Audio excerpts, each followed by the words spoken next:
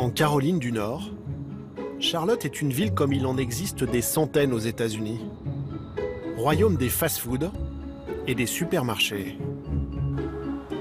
Dans cette voiture, Rob Greenfield en a fait son terrain de chasse. On va aller dans ce supermarché en face de la rue. Garde-toi sur cette place si tu veux bien. Un petit parking discret à l'arrière de cette grande surface.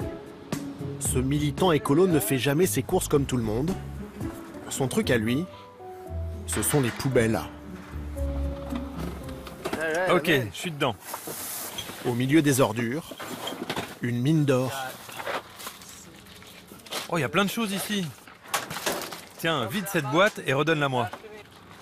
Près de 40% des denrées alimentaires des supermarchés finissent à la poubelle aux États-Unis. Et la plupart ne sont même pas périmées. Non, on a fait un bon score. Hein. Dans chaque benne, des kilos de nourriture emballée. Ah, celle-là, elle a l'air super. Et même des fruits et légumes intacts. Ah, ces tomates sont impeccables. Ce sont des tomates rêvées pour un client. Fais-moi passer carrément toute la cagette. C'est fou toute cette nourriture. Des carottes, des tomates, des bananes, mais aussi des courgettes et du céleri, jetés à cause de minuscules défauts. Regardez ces bananes, elles sont encore vertes. Ils ont dû les jeter parce que l'une d'entre elles s'est détachée. Si Rob fait les poubelles, ce n'est pas par manque d'argent, mais parce qu'il est en guerre contre le gaspillage de nourriture dans la grande distribution. Un scandale qui touche toute l'Amérique. J'aimerais vous dire que ce genre de trouvaille est inhabituel. Mais ce que vous voyez là est typique des poubelles des supermarchés aux États-Unis. N'importe qui verrait ça dans un rayon dirait « Oui, j'ai envie de manger cette tomate ». Tous ces produits sont en parfait état. Écolo jusqu'au bout des pieds, Rob ne porte presque jamais de chaussures. Pour se rapprocher de la terre, mais aussi pour escalader plus facilement les poubelles, dans lesquelles il n'hésite pas à plonger tout entier. Si ça tenait qu'à moi, je ne me mettrais plus jamais dans une poubelle. Parce que j'ai pas vraiment envie de faire ça.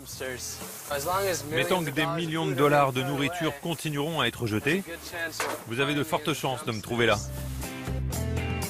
Au-delà des problèmes d'hygiène, Venez avec nous à l'intérieur qu'on ne se fasse pas repérer. fouiller ainsi les poubelles des supermarchés est risqué aux États-Unis. C'est une violation de la propriété privée, passible d'amende et même de prison. Incroyable, toutes ces fraises intactes. À chaque fois qu'il s'est fait repérer, Rob a évité les poursuites pénales en convainquant vigiles et policiers de la justesse de son combat. 4 heures plus tard, le coffre est plein à craquer. Ça ne nous a pas coûté un centime, à part peut-être un peu d'essence. Je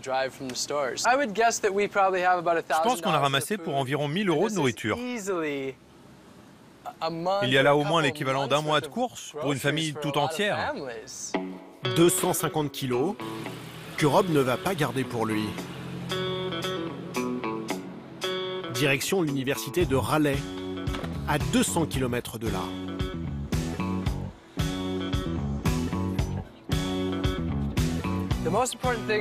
Notre objectif aujourd'hui, c'est d'intéresser le maximum de gens. Étaler tous les produits dans le même sens, comme ça les gens pourront lire les marques. Aidé par une poignée d'étudiants sensibles à son combat, Rob investit la pelouse. Malheureusement, les gens ne peuvent pas venir faire les poubelles avec moi. Mais comme je voulais montrer la réalité à des millions d'Américains, j'ai inventé cette action que j'appelle le grand fiasco du gaspillage. Comme ça, ils voient ce que les supermarchés jettent en quelques jours seulement. En une demi-heure, la petite troupe fait apparaître une pyramide de gaspillage alimentaire. La récolte du matin, dans les grandes surfaces de la région. Je savais que les supermarchés jetaient de la nourriture, mais je ne pensais pas que c'était autant.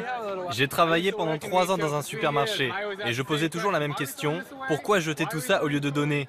Il me disait, c'est la loi. Avec ses actions coup de poing, Rob espère susciter une prise de conscience chez les jeunes consommateurs. Maintenant, vous savez à quel point on gaspille. À vous de faire bouger les choses. Le message anti-gaspi est passé. Dis aux gens de venir se servir. La distribution générale peut commencer. Venez dehors, il y a de la nourriture gratuite pour tous. Une aubaine pour ces étudiants souvent précaires. Oui, ça vient des poubelles. C'est gratuit. Prenez des sacs pour faire vos courses, remplissez-les, ne soyez pas timides. Les réticences à manger de la nourriture sortie des poubelles ne durent pas bien longtemps. En quelques minutes, c'est la bousculade.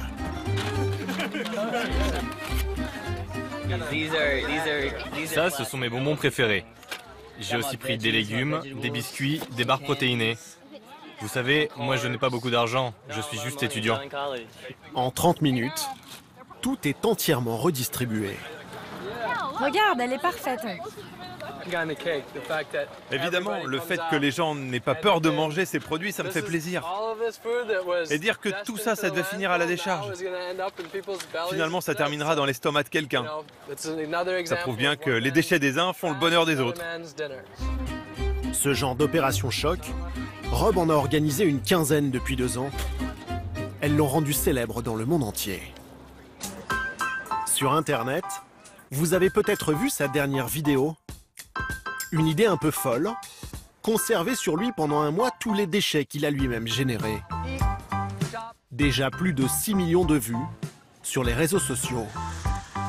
Rob a aussi passé 1 an sans prendre de douche pour dénoncer le gaspillage de l'eau potable. Il a effectué un road trip sur un vélo pour sensibiliser au danger de la pollution automobile. Ces méthodes spectaculaires en ont fait la coqueluche des télévisions américaines.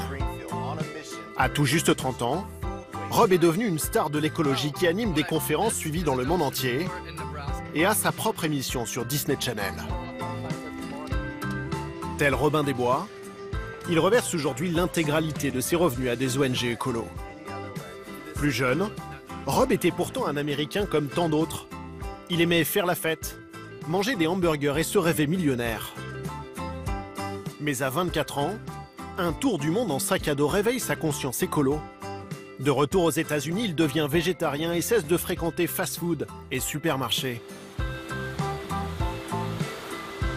Depuis 6 ans, ce militant anti-gaspi enchaîne les actions coup de poing pour nous alerter et tenter de sauver notre planète, menacée par les 10 milliards de kilos de déchets que nous produisons chaque jour.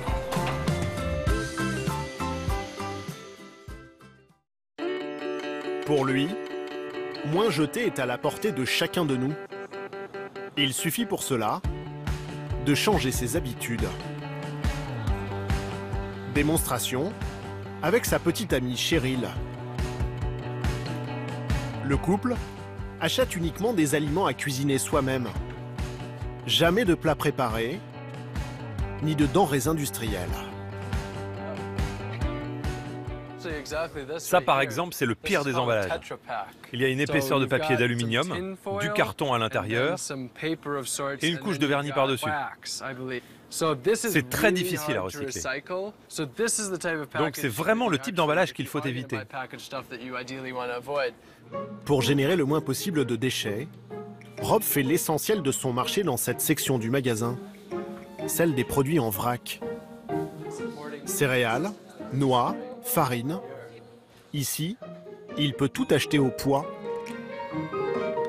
même le savon. On prend celui-là? Là où nous avons tendance à jeter, Rob recycle. Ça fait 3 ans que j'ai cette bouteille. Je l'ai remplie des dizaines de fois. Pour la nourriture, il rapporte à chaque fois ses propres bocaux. Et ce n'est pas uniquement pour acheter des graines. Même son péché mignon, le beurre de cacahuète, se vend sans emballage. Un seul ingrédient dans ce beurre de cacahuète, de la cacahuète. Celui-là, c'est le meilleur. Évidemment, venir avec ses propres bocaux demande une certaine organisation. Mais en caisse, 46,60 $. Cela vaut vraiment le coup. Rob et Cheryl s'en sortent pour 40 € seulement. C'est 30% moins cher que dans la grande distribution. Tout cela sans générer le moindre déchet. Depuis quelques mois, Rob et Cheryl n'ont plus d'adresse. Ils parcourent inlassablement les États-Unis à pied et en stop pour prêcher leurs bonnes paroles et montrer l'exemple. Une vie d'ascète, presque sans argent. Eh, bonjour. Cette nuit, ils font halte chez des copains. Ravi de te rencontrer. Rob et Cheryl ne dorment jamais à l'hôtel, ni même sous un toit. Ils préfèrent la belle étoile. Vous pouvez vous mettre là, près de la table, c'est plat. Pour Rob, cette vie sans le confort moderne est le prix à payer pour être en accord avec ses convictions écolo. J'ai vendu ma maison il y a 6 mois. Ma copine a aussi quitté son appartement au même moment. Depuis, on n'a plus de domicile. Ce soir, on va dormir sous cette tente. En fait, ma maison, c'est l'Amérique. Pour voyager, Rob s'est débarrassé de presque tout ce qu'il possédait dans sa vie d'avant. Il n'a sur lui qu'une centaine d'objets qui tiennent dans son sac à dos. T-shirt, pantalon, chapeau, bonnet, affaires de toilette, mais aussi un ordinateur. Le strict minimum pour rester propre et connecté. Et puis j'ai aussi un panneau solaire pour charger mon ordi, 2 silex pour faire du feu, mais quand j'ai pas la motivation, il me reste le briquet. Quelqu'un a des ciseaux? Sous nos yeux, Rob va ce soir franchir une étape supplémentaire. Ça fait 2 mois que j'attends de faire ça. Alors ça et ça, je viens juste de fermer mon compte en banque, donc cette carte de crédit ne me sert plus à rien.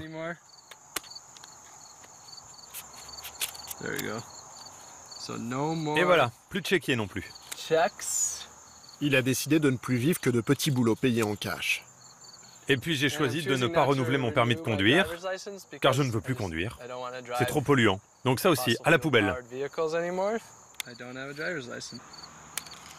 Mince, je crois que je viens de faire une bêtise. Vous seriez capable de faire ça? Je n'en suis pas encore là. Les gens qui ne me connaissent pas me comparent parfois à un sans-abri. Ils pensent que je suis un clochard. Sauf que moi, j'ai vraiment choisi de vivre cette vie très simple. Pour moi, ça a du sens, parce que je produis le moins de déchets possible. Être hors système pour changer le système, c'est le pari de cet idéaliste, déterminé à susciter une prise de conscience dans tous les États-Unis. Quelques jours plus tard, direction Atlanta, au sud-est du pays. Rob et Cheryl ont décidé d'y mener une nouvelle action dans les quartiers pauvres de la ville. Un désert alimentaire où les habitants doivent faire jusqu'à 10 km pour trouver des fruits et légumes. Ils se rabattent donc souvent sur les stations-service proches de chez eux. Pas vraiment un modèle d'équilibre alimentaire. Ah, il y a des pommes de terre et quelques oignons. Le rayon frais, qui n'a pas l'air très frais. Oui, c'est plutôt le rayon pas frais. Des étalages vides. Allons voir plus loin si on peut trouver mieux. Alors là, non, là c'est des sodas. Des allées entières dédiées aux boissons bourrées de sucre et aux chips trop grasses. Tout ce que Rob ne mange plus depuis des années. Ici, il y a des jus de fruits. Jus de fruits, en apparence seulement. Il y a 0% de fruits là-dedans. Il n'y a aucune valeur nutritionnelle. Dans ce quartier, pour certains, ça c'est leur déjeuner. Un paquet de chips et une boisson sucrée colorée comme celle-là. Une catastrophe pour la santé des consommateurs. Et pourtant, beaucoup d'Américains se nourrissent exclusivement avec ces produits. Vous voyez ces nouilles, par exemple. Ah, le paquet est ouvert. Celui-là a été mangé par un rat. Vous pouvez manger ces nouilles-là 4 à 5 fois par jour, et ça suffira à vous nourrir, tout en ne coûtant qu'1 dollar ou 2.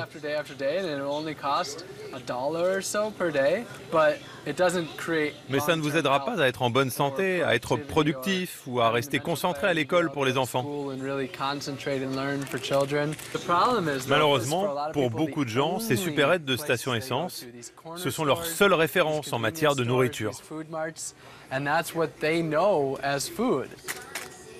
Pour aider les habitants des quartiers pauvres à mieux manger, Rob a imaginé une solution. Avec un militant écologiste local, direction les lotissements abandonnés en périphérie d'Atlanta. Bureaux, palettes, il ramasse tout ce qu'il trouve.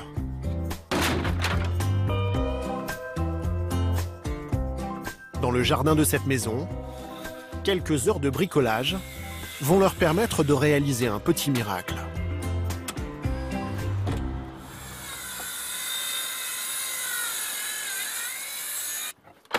Et voilà maintenant un mini-jardin.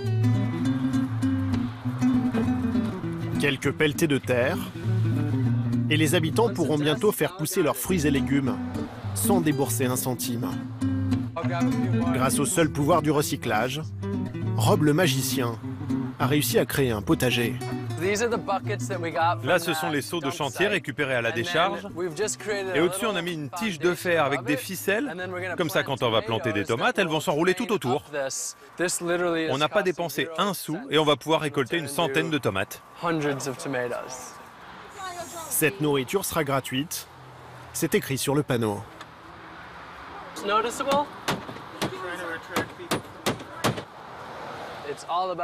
Le but est de faire comprendre que la nourriture, ce n'est pas quelque chose qui se vend, mais quelque chose qui se partage avec ses voisins. Je veux que les gens cultivent ensemble et mangent ensemble, qu'ils redeviennent plus indépendants des supermarchés. Les premiers volontaires viennent mettre la main à la pâte, souvent des jeunes du quartier. Alors, ça te plaît? Oui, c'est marrant. Tu as un jardin chez toi? Non. Tu aimerais en avoir un? Oui. On pourrait le faire. Il me reste de la terre, on pourrait aller chercher des palettes et faire un jardin chez toi si tu t'en occupes. Ça te plairait de faire ça?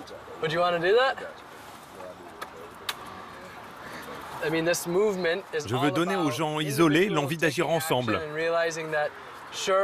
Qu'ils se rendent compte que même s'ils font de petites choses, ça peut avoir un véritable impact sur la vie de leur quartier. Et surtout, ça peut faire boule de neige et donner envie à d'autres gens d'en faire autant sur toute la planète. Il faut agir local pour changer le monde. Il y a quelques jours, le militant nous a envoyé des photos du potager. Ça pousse et les habitants pourront bientôt cueillir ici des légumes frais. Une victoire de plus pour Rob dans son combat contre les fast-foods et les supermarchés américains.